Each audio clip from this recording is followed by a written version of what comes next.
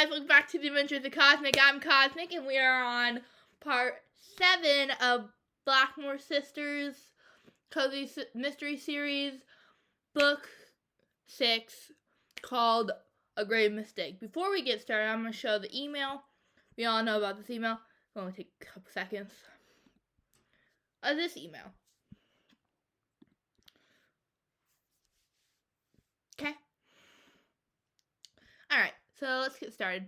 And just click that subscribe button if you like all these videos. And go check out the last video where we left off. Okay? Please enjoy this video, and I hope I'm not too loud. Alright? This is going to be about an hour-long video, because we got 40 minutes left. Mouth to the left. I'll keep it out of Bly's hands and hand over Swain in exchange after you get them ordered for me. But I decide quickly, or it could get ugly. Fiona glanced at her sisters. Sure, Overton would keep the relic away from Bly, but his plan for it might be just as objectionable. But they had to get Swain out of his clutches somehow. Overton shifted his weight impatiently. You have 1 minute before I unleash my secret weapon. No. Morgan's brows shot up. Secret weapon? No. A wind gusted from the back of the mausoleum, kicking up a patch of dried leaves that chased each other around in a circle. The wind got stronger, and then someone stepped out from behind Swain. Wendy, Morgan gasped. Wendy smiled, her hair flying out as if caught in the wind. The obsidian pendant dangling from her neck twisted and swirled against her chest. You were working with Overton this whole time? No. Wendy nodded. You're not Finch's health aide? Celeste asked. No, Wendy laughed. You actually fell for that? But why? Morgan looked from Overton to Wendy and back again. I planted her there to keep track of what you girls were up to, Overton said. At first it was because we wanted to ask Finch questions, but when we saw that you girls kept coming to see him, we figured you must think he had important information. So we stuck around to find out what it was you were asking. So you were the one who stole the pestle from the police evidence, Jolene said. Yep. It's pretty easy to appropriate evidence for your own private collection when you are the sheriff. Overton looked at the pestle. I've had this darn thing for years now, just waiting on the mortar. Why wait until now? Celeste asked. Fiona noticed her sister was inching her way over toward Swain, one tiny half step at a time, when Overton's attention was on someone else. Overton's face flushed. I didn't know it was in town until recently. Where did you think it was? Jolene had moved an inch toward Swain, too. I thought someone had taken it way back when the fire happened. It was assumed that's why the pharmacy was burned in the first place. I thought it was just dumb luck that they didn't get the pestle. You never noticed the mortar in the rubble from the pharmacy? Morgan looked at Overton incredulously. I thought the police went through it thoroughly. Overton made a disgusted face. No. Apparently my deputies weren't very swift back then. Last week, I heard it was in town, but didn't know where. The last place I thought it would be was in the rubble from the fire. My boys were supposed to have gone over that with a fine-tooth comb. But once I heard you girls were looking for it, I figured you'd lead the way. So, you followed us, Fiona said. Yep, and I had Wendy here keep you girls in line. Morgan's brow creased. Keep us in line? What do you mean? And why did you say she is your secret weapon? Wendy laughed and puffed out her cheeks. A sharp wind ruffled Fiona's hair. It picked up quickly, almost knocking her off balance. Her hair whipped around her face, the ends stinging her cheeks. No. She grabbed onto the wall and leaned into the wind to steady herself. What the heck? Fiona yelled. She has paranormal powers. Her words away, and and all she could hear was a roar in her ears and the pounding of her own heart. The wind stopped abruptly, and Fiona stumbled before correcting herself. "See," Overton said smugly, "my friend Wendy here has a way with wind, and I amped up her powers with that locket you girls were so nice to give me the last time we crossed paths." Blah. I hate you, Overton. Held up the obsidian amulet. "And thanks to you girls, I have my gifts with the wind to strike out at whoever I want to stop, and this amulet to defend me against others' energy." Fiona almost laughed. Even though Overton had used the meteorite locket to amplify Wendy's powers, the obsidian stones could not be boosted the same way. Wendy might try to use the amulet against them, but she wouldn't get the result she expected. Morgan turned to Wendy. "So, it was you in the graveyard?" inspecting her fingernails nonchalantly. "But why? Why destroy the gravestone? And why knock Jolene out with the tree limb?" "I had her destroy the stone to stop you girls from figuring out the last line and beating us to the mortar.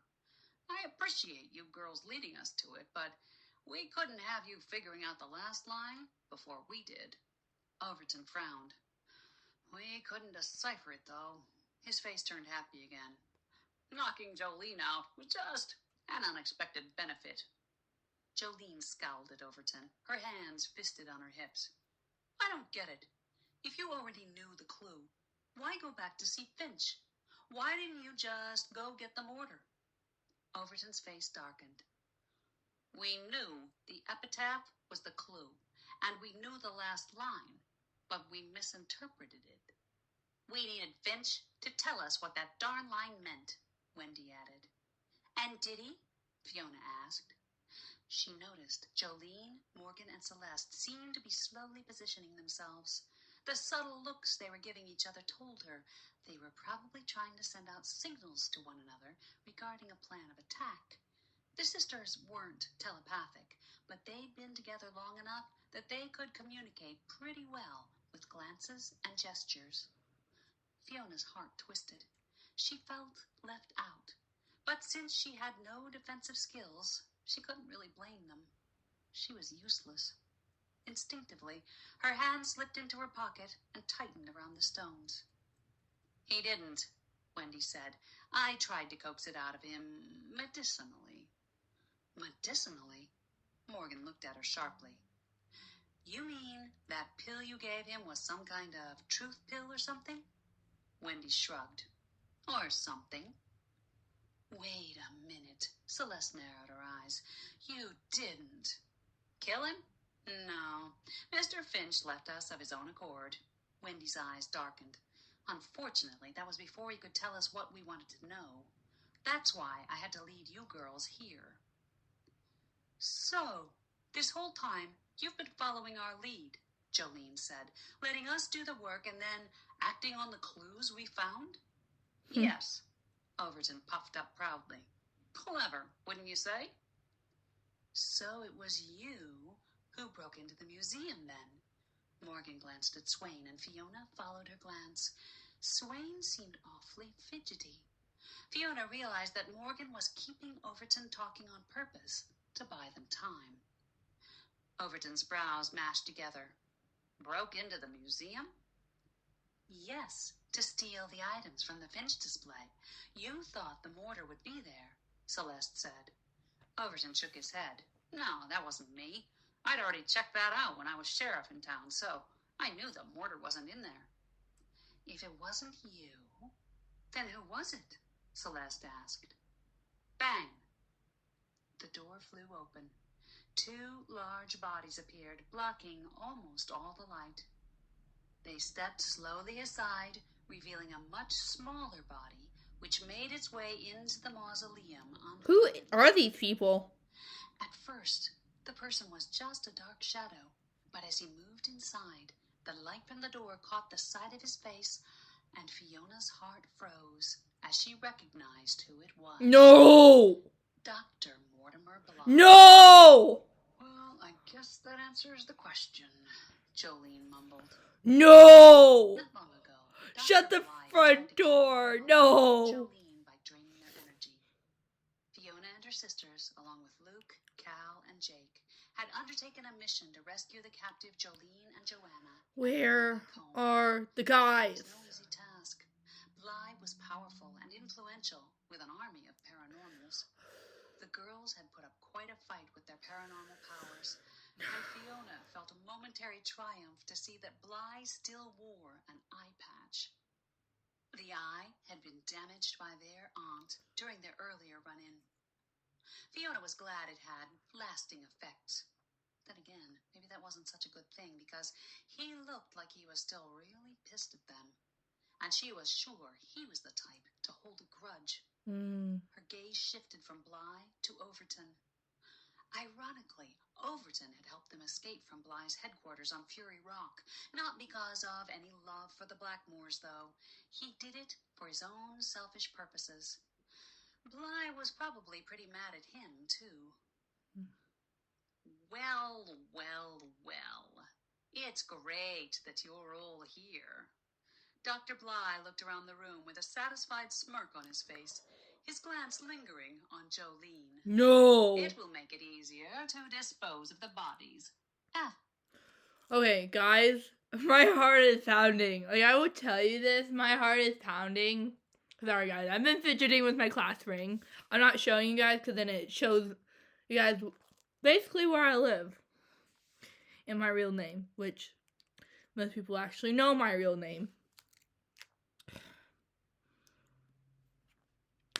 Yeah, but like, seriously, made my heart pound, guys. Okay, I'm scared, personally. Okay, so let's continue because we're near the end of the book.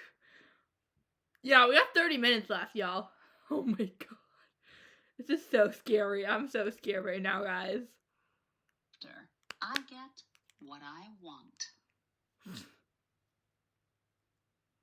Chapter 24. And to answer your question, yes, it was my guys that broke into the museum, Bly continued, indicating the two behemoths on either side of him, which Fiona now recognized as two of the bearded guys they'd fought with outside the museum. No. She didn't dare ask where the third bearded paranormal was. But the items were worthless. We did, however, find a clue to the cornerstone from one of the items. Too bad when we got there, you girls had already been into it. And, well, we all know what happened after that. Empty. The man to the left of Bly, the red-bearded man who Jolene had shot the black goo at, rubbed his scarred face. Bly gave him a quick glance. I know Raoul here won't forget, and I also know you girls won't be so lucky this time. Raoul glared at Jolene, and Fiona saw her little sister flex her fingers. Would Jolene's energy gifts work? Please. If not, what chance did they have? Please, Bly Joe. turned his Please, attention Joe. to Overton. And you! I should have dealt with you long ago. I'm surprised you're still around. I heard the girls here did a number on your headquarters and your little army of paranormals. Overton taunted Bly. A sour look crossed Bly's face. He glared at Fiona and her sisters. There was some damage. My forces were a bit reduced, but as you can see, I still have much of my army. Bly snapped his fingers, and two more large figures appeared in the doorway behind him. Shut the front door. Fiona's heart swooped. She had been thinking they might be able to beat out the two beards, but with 4 paranormals on Bly's side, the odds were not in the girl's favor. Bly continued, and I will rebuild, especially once I have the relic. He touched the patch on his eye. In fact, I could use it to heal myself. If you hand over the mortar and pestle now, I might spare some of you. Bly looked at Overton. Overton looked at Morgan. Morgan looked at Jolene. I want Overton Jolene dead. looked at Swain. Fiona's hand tightened around the rock's inner pocket. Her nerves tingled. We don't have the mortar here, Morgan said. Really? But you have it, and you can get it, right? I'll just hold one of you hostage to assure it gets to me. No. Bly turned to Overton. You, on the other hand, I see you have the pestle. Hand it over now, and I'll make your death less painful. Overton glanced at Wendy. I don't think so, Bly. I'm done taking orders from you. Wendy, get them. Wendy stepped toward the first two beards, who looked momentarily confused. She pursed her lips, and a breeze brushed Fiona's cheek. The beards looked at each other, then at Bly, then at the two paranormals behind them. The five of them started laughing. What's that about? You're gonna kill us with a breeze? Wendy's face grew as dark as storm clouds, and she flung her hands out at the laughing paranormals. A roar of wind knocked them backwards, but they regained their footing quickly. Redbeard fought the wind, advancing slowly on Wendy, while Largebeard turned his attention toward the Blackmores, who were busy trying to remain standing and not succumb to the gale-force winds mounting inside the mausoleum. He steadied himself against the concrete wall and pulled something out of his pocket. No. Fiona recognized it as a small energy laser, and her heart clenched when he aimed it directly at Jolene. No. Morgan was watching him too, and jumped in front of Jolene. Her jet black hair whipped around them like a shroud as she held her amulet out to absorb the energy stream. Jolene thrust her fingers out. Fiona held her breath. A small bead of yellow energy appeared at the tip of Jolene's index finger. The bead was whipped away harmlessly by the wind. Fiona's stomach sank. Jolene wouldn't be able to help them get out of this. The wind started to die down. Fiona jerked her head in Wendy's direction and saw Redbeard pointing a geode at Wendy. No. It was zapping her energy. Wendy clutched the obsidian amulet in front of her protectively to ward off the effects of the geode, but Fiona knew it wouldn't work. Fiona would have been happy about this if it wasn't for the other two paranormals. She could see now they didn't have beards, who were advancing on her sisters with some sort of gun held out. In the corner, Overton's eyes widened as he saw Wendy slumping. "Use the amulet!" he shouted to her, even though she was clearly already using it. Bro, realization dawned on Overton's face, and he glared at Fiona. "You gave her a dud!" No! She didn't have time to answer him. What? No, she didn't. It didn't help. It absorbs, it takes away energy. So then you have, so if you guys don't know from Deadly Intentions, the geode is what made Jolene pass out, and then Mateo saved her, and then it happened again, and then she got captured. Okay? You realize that, right?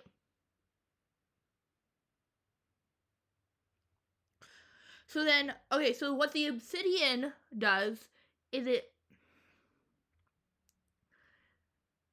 can take out energy, just like the geode. So you have two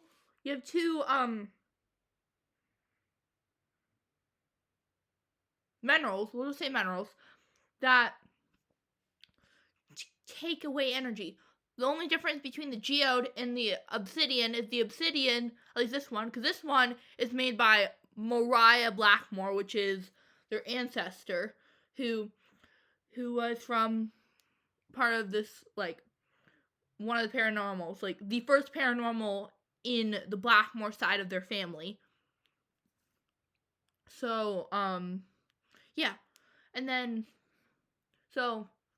so it's extra power, and what it does is it, makes their energy bigger. But if you have the obsidian and you have the geode, you're done for. You're done for. And that's what's happening to Wendy. One of the paranormals aimed his laser at her and fired. She had barely enough time to duck and push her amulet out to ward off the light blue energy stream. "My pocket!" Swain yelled across the room, and Fiona saw Celeste was already running for him. She reached into his pocket and pulled out the mica refractor, just as a stream of purple energy shot toward her from the gun the second non-beard held.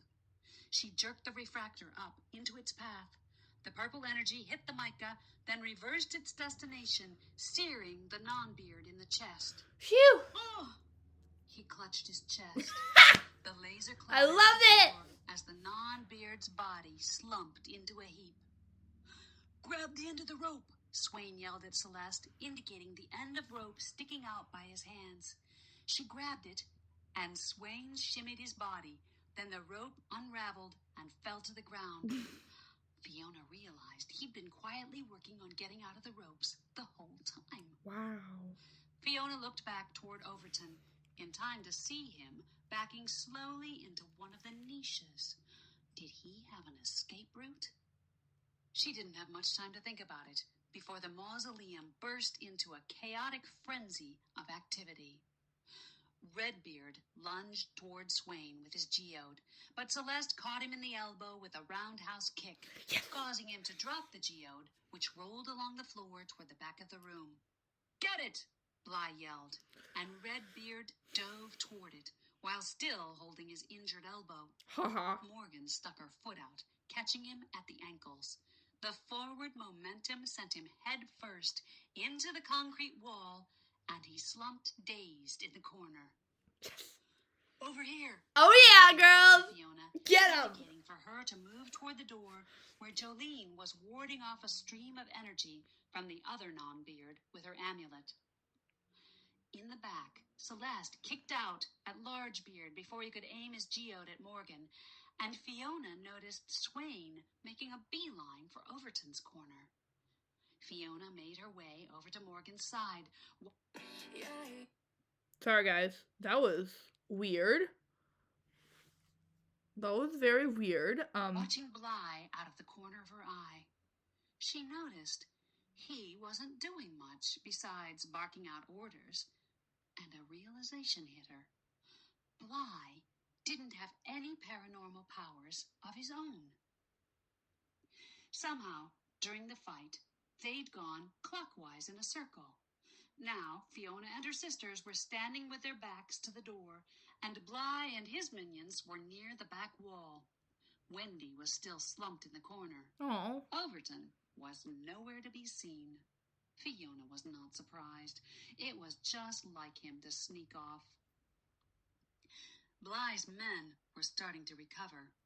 The non-beards aimed their lasers at the sisters, and Fiona noticed the amulet's absorption powers were waning. The stones could only absorb so much energy before they needed to be drained, and they were reaching their limit. Swain had appeared at her side and was using the refractor, but the surface area of the refractor was small and could only be used to defend against one threat. Soon, there would be 4 threats, and the power of their amulets would be depleted. Redbeard had recovered. He picked up the geode, No. and the 4 paranormals advanced on the sisters. Fiona felt a jolt of panic. They were losing the fight. Get the brunette! Bly directed his minions toward Jolene. Largebeard lunged for Jolene, grabbing her arm roughly and pulling her toward him. No. Celeste tried to pull her Let back. go of my favorite And person in this she book! was hit with a burst of white energy. She went down with a high-pitched shriek that ripped out Fiona's heart. Panic raced through Fiona's veins. She didn't see any way to beat Bly. Then, a golden light up near the ceiling caught her. Please, boys, help! She looked up, her eyes widening in disbelief. It was impossible, but there it was, a dragonfly. Its iridescent gold. No! There is back! There is back! Woo! Okay, guys. Okay, if you haven't seen Deadly Intentions, please go watch it. Because then you have no idea what happens. Because normally, in your books, not much connects. But, like, everything in Deadly Intentions connects to Grave Mistake. It's crazy. Okay? So, here's the thing. So, at the end of the first Jolene book, so after their aunt dies, and Jolene gets this letter. I think it was Jolene. I don't remember which one. It's either Jolene or Morgan. I don't remember who it was, but it was either the youngest or the oldest. And as soon as that letter is read, there's a purple dragonfly. And their aunt loves purple and dragonflies. So, yeah. So. See, circle. A dragonfly in November? And then she realized her hand that held the rocks was burning. She felt a powerful energy moving up her arm, and in that second, she believed. Get back, Fiona yelled to her sisters, indicating they should retreat toward the door. They looked at her in confusion as she pulled her hand out of her pocket and raised it in the air. She sucked in a deep breath. Time stopped. As she raised her arm, she flung the rocks toward Bly's minions and lunged for Jolene's free arm, engaging in a tug-of-war with Largebeard as the fiery red rocks flew out into the room. One of the larger rocks hit Largebeard in between the eyes with a sizzle. Fiona's nose wrinkled at the smell of burning flesh. Ooh. Largebeard loosened his grip on Jolene, and Fiona pulled her away. The rocks pummeled Bly and his minions, hitting their chests, their arms, their legs, and then bouncing off and ricocheting around the mausoleum, only to hit them again. Each rock inflicted a searing burn and elicited shouts of pain from its victim. I love it! They dropped their weapons and the geode so they could use their hands to ward off the bouncing, rebounding, sizzling hot rocks. Let's go. Morgan flung the door open, and they spilled out. Swain, who was last, slammed the door shut behind them. Lock it! Morgan indicated the rusty lock that hung from the ancient hasp on the door. Fiona could hear the rocks ricocheting off the walls and screams from inside. But they'll be trapped in there. Morgan shot her an incredulous look. Who cares? They tried to kill us. Swain pushed the lock shut. They won't be trapped. There's a secret exit. That's where Overton disappeared to. We better hurry before they figure it out. Morgan put her arm around Celeste, who was still reeling from her injury, and they ran for the car. The Kia is gone, Jolene said as they piled into the Trailblazer. Overton must have taken it. Morgan's voice was laced with disappointment, which means he got away with the pestle. Shoot! Jolene looked at Morgan. So this was all for nothing? No, it wasn't, Swain said from the back seat. He pulled something out of his inner vest pocket. Fiona's heart swelled when she saw the green glow. It was the pestle. But how did you get it? Morgan asked. Well, you were all fighting. Yes! Yes! Thank you! Oh my god! Luke is gonna be so happy. Oh my god. And he's gonna be so worried about the girls. I think all the guys will. Okay, so you have Jake, Luke, Cal, and then you have Mateo, which I believe is gonna be Josian's boyfriend in the next book. Because a fun fact, they skip through the dating part, and they're like, oh, this is so-and-so's boyfriend. So, because that's what they did for Jake, Jake, Luke, and Cal. Cal's been in the books forever, though. Had a little altercation with Overton, and happened to lift it out of his pocket. I'm not sure he even knows I have it. I think he's going to be right mad when he figures out I pickpocketed it from him, Swain said slowly. Pickpocketed? Jolene asked. You might not realize it, but you have to master a lot of diverse skills to be an archaeologist. Getting out of ropes and pickpocketing are just a few, Swain said. Now, let's get going and put this relic to good use. Epitaph. 1 week later. The Blackmore Thanksgiving table sparkled. Joanna's good china, white dishes ringed in gold, had been dusted off and set on the table for the occasion.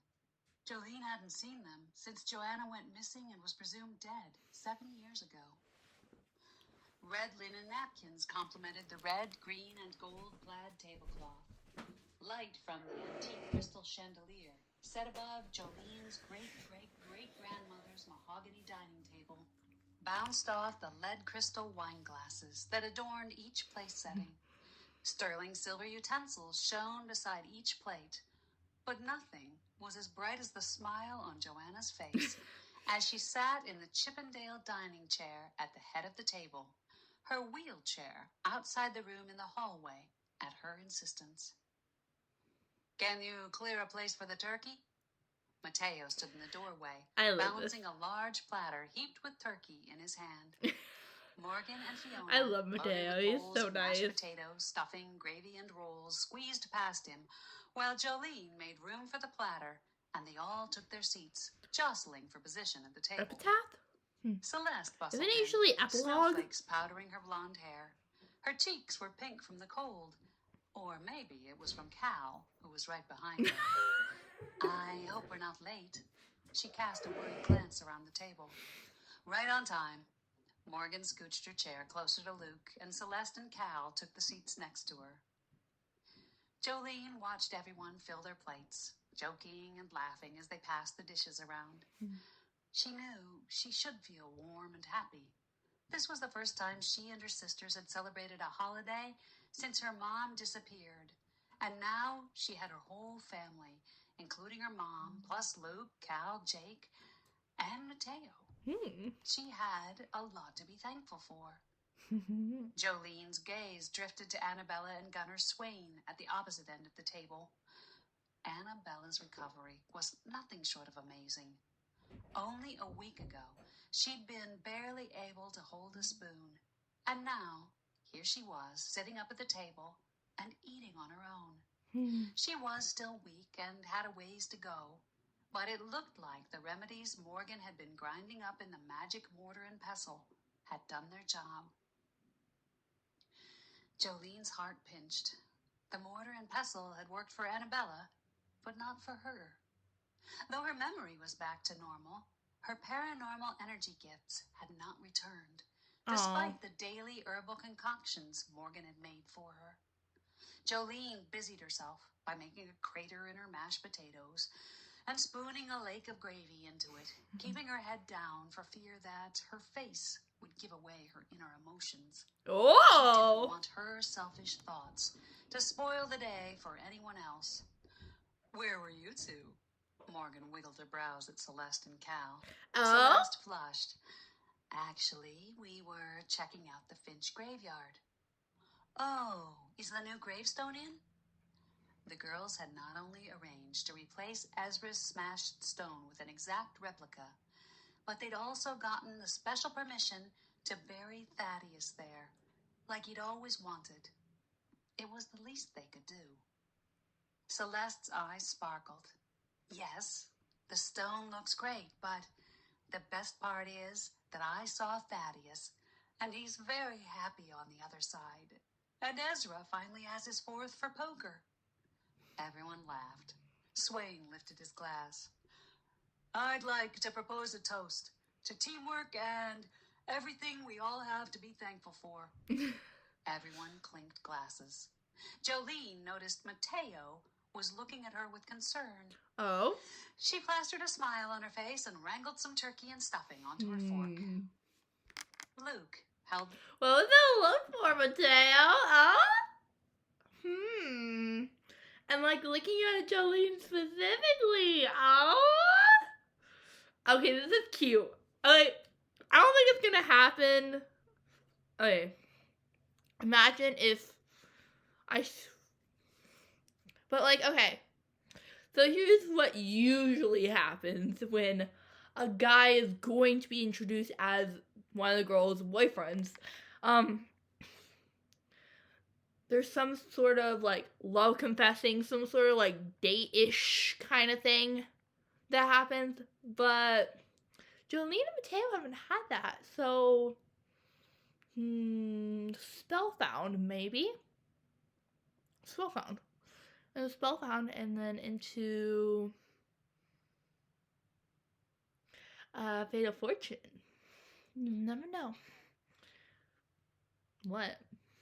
I'm just saying. I don't know the time gap between Spellbound and Grave Mistake. So we never know. The turkey leg he'd been gnawing away on from his mouth. So, I wonder whatever happened to Overton. I guess he got away. Fiona shrugged. Swain said he saw him go down some passage. Swain nodded. It looked like there was some kind of tunnel to the back of the hill on the north side. I didn't venture down it. And he left Wendy in there with Bly? Whoa. Celeste slathered butter on a roll and popped a piece into her mouth. Morgan reached over Jolene for the potatoes. Are you surprised? Not really. I'm sure they'll both land on their feet, Fiona said, around a mouthful of turkey. Meow. No. Jolene looked down to see Belladonna standing off to the side, her head cocked, her eyes narrowed as if she was chastising them for not including her in the celebration. Speaking of landing on your feet, Mateo pushed up from the table. I made Belladonna a special dish of turkey and giblet gravy. Wow. Belladonna butted Mateo's ankles with her forehead and then trotted off to the kitchen behind him, casting an "at least someone thinks I'm special" glance back at Jolene and her sisters. I'm surprised Bly never showed up here with his henchmen to try to get the relic. Luke swiped stuffing from Morgan's plate. What did you guys do to him? Fiona peppered them with some magic stones, Celeste said. I'm not sure Bly or any of his minions even survived. Fiona fidgeted in her chair, beaming proudly. Jolene's heart danced for her sister. But the happy feeling was short-lived as she remembered her own loss of power. At least Fiona would have some defensive skills now that would help them out, especially with Jolene out of commission for who knows how long. Maybe forever. Do you think they made it out of the mausoleum? Morgan asked. Jolene shrugged. Who knows? Who cares? As long as they don't come back here. Oh, they made it out all right. All heads swiveled toward the door. No. Where Dorian Hall stood in her usual black blazer and No, slacks. not Dorian Hall. Did we leave the door open again? Morgan asked. Dorian smiled and walked over to the table, leaning in to survey the offerings. Girls, lock your She door. stuck her pinky into the gravy bowl and licked the gravy off. Yum. She turned an inquisitive face toward Mateo, who had come back from the kitchen. Worcester sauce? Hey, I can't give all my secrets away, Mateo said slyly. Would you like to join us? Joanna offered. You might as well, now that you've ruined the gravy. Jolene frowned into the gravy boat. No, I can't stay, Dorian said, ignoring Jolene's sarcastic remark. I just popped over to congratulate you on your success and pick up the relic. You will hand it over now, right? As soon as you hand over our check, Joanna said. Dorian laughed and pulled the check out of her pocket. I figured you wouldn't forget. Joanna looked at Annabelle and Swain. What do you think about handing it over? That's fine, Swain said. Morgan premixed a month's worth of medicine in it, and I think that should be enough. Good, Dorian said. You guys did quite a number on Bly. I heard he and 4 of his men are still being treated for multiple burns. Whoa. Really? Fiona smiled proudly. Yep, you put him out of commission for a while. Well, that explains why he hasn't bothered us, Morgan said. Dorian nodded. And he won't, at least not about this relic.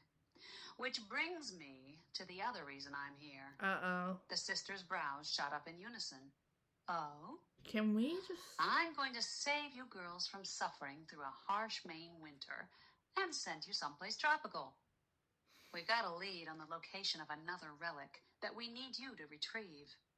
She reached into her jacket and pulled out a large manila envelope. Uh-oh. Jolene wondered how she managed to have that stashed in there and still look as slim as she did. Here's the information and plane tickets, but you better pack bug spray. Dorian paused. Belladonna had entered the room, still licking gravy off her lips. The cat took one look at their new guest, humped her back, and hissed. Dorian glared at Belladonna, then continued on, still looking at the cat with a sly smile on her face. It's a very remote region, and I hear the bugs are big enough and hungry enough to eat a small cat. Later that night, Jolene stacked the last of Joanna's fine china into the cabinet. After helping with the cleanup, everyone else had gone off visiting or retired to their rooms. Jolene had volunteered to put away their good dishes, glasses, and silverware, which were all now sitting in the china cabinet, waiting for the next holiday. Would they be back in time for Christmas? Jolene hoped so. Surely they'd be able to complete their mission before then. Worry gnawed at her stomach. She wasn't sure what to expect on this new mission.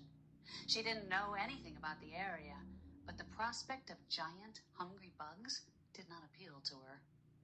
That was the least of her worries, though. If Dorian knew about this relic, that meant that others might too. Others that wanted the relic for themselves. She flexed her fingers, straining for that powerful tingle she felt when she was in command of her gifts.